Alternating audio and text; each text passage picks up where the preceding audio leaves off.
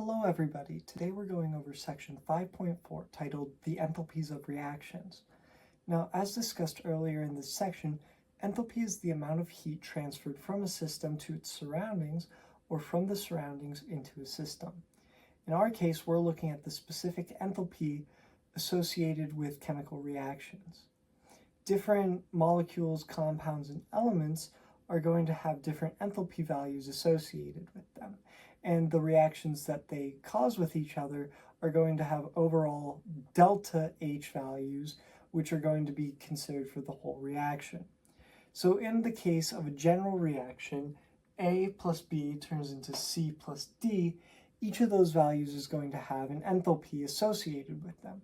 But that's something we'll get into in a later chapter.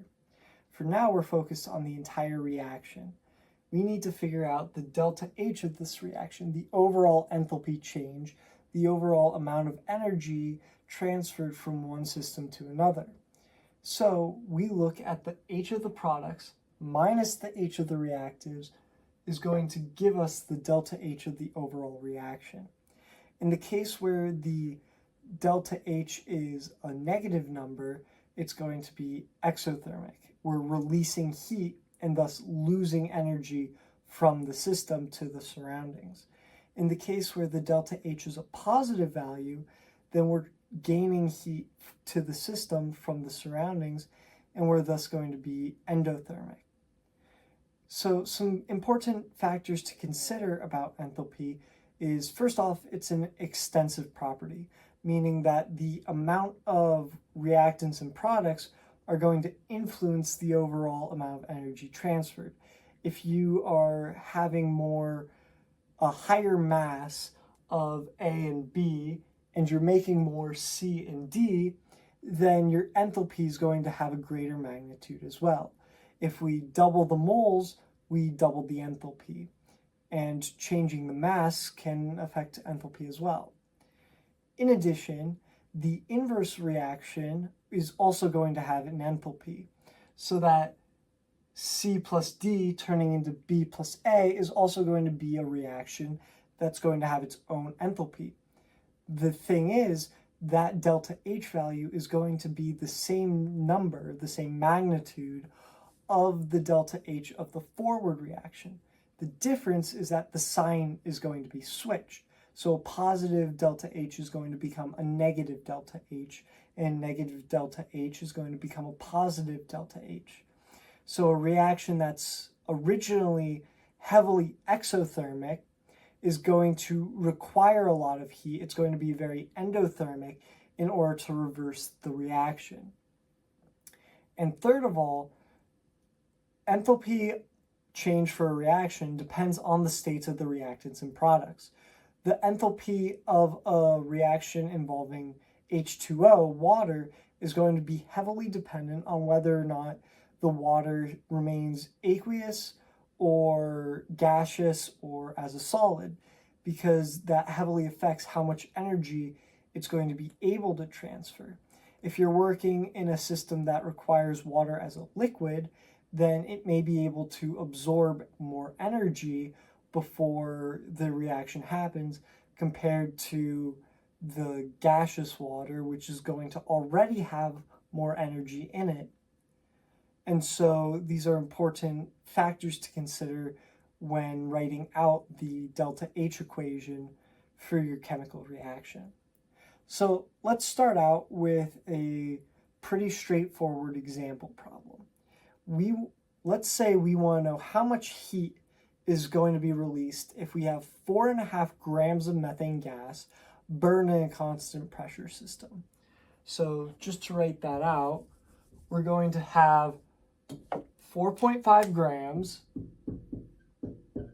of CH4 as a gas, and we're adding O2 in order to form CO2 and H2O.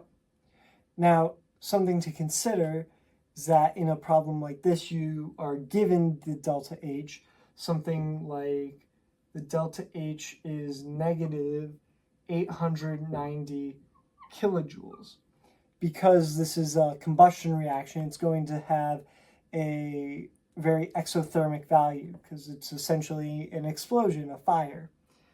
So if that is our delta H, then how much energy is going to be released with 4.5 grams of this CH4? So what we're first going to do is take the grams, and we want to get it to kilojoules.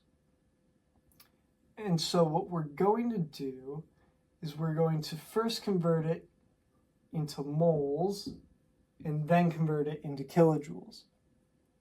So if we take the value of its molar mass, so we have the 4.5 grams, and we multiply that by every 1 mole is 16 grams. And then we convert our moles into kilojoules because our delta H is going to be negative 890 kilojoules per mole. That's going to end up being 890 kilojoules per 1 mole. Now that we've set up our dimensional analysis, we can cancel out our units, which is going to give us an overall value of negative 250 kilojoules. So that's how we work with transferring grams into energy when given the enthalpy change. Now, in order to complete an exercise yourself, pause the video now, or not quite yet, whenever I give you this next problem. We're going to do the complete combustion of ethanol now. So basically a very similar equation. And we're going to do 15 grams of ethanol, which is C2H5OH. And the overall enthalpy, the delta H for this, is going to equal negative 555 kilojoules. So pause the video now and try to calculate what the enthalpy change for this specific reaction of 15 grams of ethanol is going to be. Now that you've hopefully solved it, let's walk through this together. So we have 15 grams of ethanol, and for every 1 mole, we're going to have about 46 grams.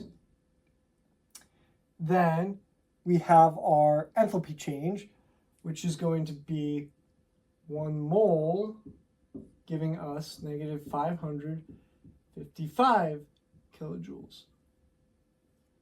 So we cross out our units, and that's going to give us our overall answer, which should be approximately negative 181 kilojoules of energy transfer.